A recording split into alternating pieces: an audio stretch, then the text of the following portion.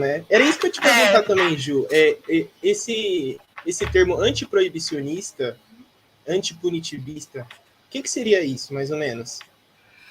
Antiproibicionista é uma pessoa que é contra uma política de proibição. Então, é preciso proibir as coisas, como se proibir as coisas fosse fazer com que nós parássemos de usar determinadas coisas, né? Então, nós vamos proibir o álcool, né? Isso não vai fazer as pessoas pararem de consumir álcool, né? A gente tem exemplos históricos aí nos Estados Unidos, lei seca e tudo mais. Proibir de beber um dia antes da eleição não faz ninguém deixar de beber no dia da eleição, né? Assim, então, essa discussão também é levada para as outras substâncias, né? Que a gente conhece como drogas, né?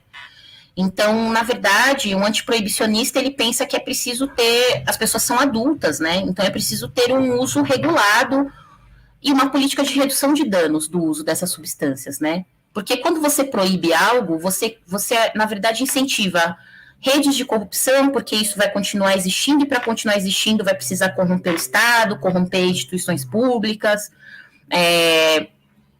vai continuar existindo no mercado paralelo, né? Ao proibir, você não consegue fiscalizar essas substâncias, então a gente não tem controle sobre o que a gente está consumindo, né? Então, as pessoas não têm controle do que tem naquelas substâncias, porque é considerado ilegal, né?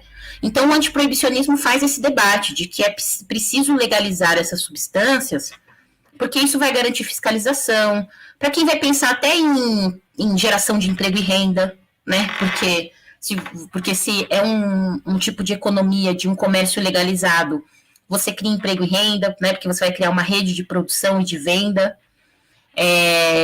Rede de produção e de venda significa também recolhimento de impostos sobre essas substâncias, então também vai ter fortalecimento do Estado para investir em políticas, né, sejam políticas habitacionais, políticas educacionais e de saúde, né? Então o antiproibicionismo faz essa discussão, né? E inclusive hoje também faz uma discussão que eu sinto que está avançando, que é de uma política de reparação, né? Então, para a gente pensar em legalização das drogas, passa por um processo de reparação aos territórios e às pessoas que foram diretamente impactadas pela guerra às drogas até hoje, né? Porque senão a gente está falando de uma segunda falsa abolição, né? Em que, vocês estão livres, né? Que é do que a gente está vendo acontecer muito em muitos estados americanos, né? Então, quem foi preso por tráfico ou associação ao tráfico é proibido de participar do comércio de drogas, do comércio da maconha, que hoje está sendo legalizado nos Estados Unidos. Então, o cara ficou lá 10 anos preso, e agora que a maconha é legalizada, ele não pode ser um comerciante de maconha. Então, como assim, né? Ou quando você cria determinadas leis que, para legalizar essa substância, você precisa ter controle de toda a cadeia de produção e venda. Então, você precisa ser o cara que planta, o cara que faz todo o processo para venda. Isso só milionários podem fazer. Então, assim, discutir reparação significa discutir que uma legalização, se a gente defende o fim da guerra às drogas, a gente não defende o fim da guerra às drogas por um direito individual, por uma liberdade individual, né? Porque isso a classe média já faz hoje, já fuma em casa tranquilo, né, já usa suas substâncias em casa tranquilos. A gente está falando sobre um processo de parar o extermínio de um grupo, né, socio-racial, que é a população negra, e de garantir reparação aos nossos territórios. Então, a gente também vai querer participar desse processo de legalização, a gente também vai querer participar da constituição aí desse mercado, dessa economia, né? A gente vai querer indenização para as vítimas dessa guerra às drogas. Então, tem toda essa discussão que rola no antiproibicionismo. E o antipunitivismo é uma perspectiva que é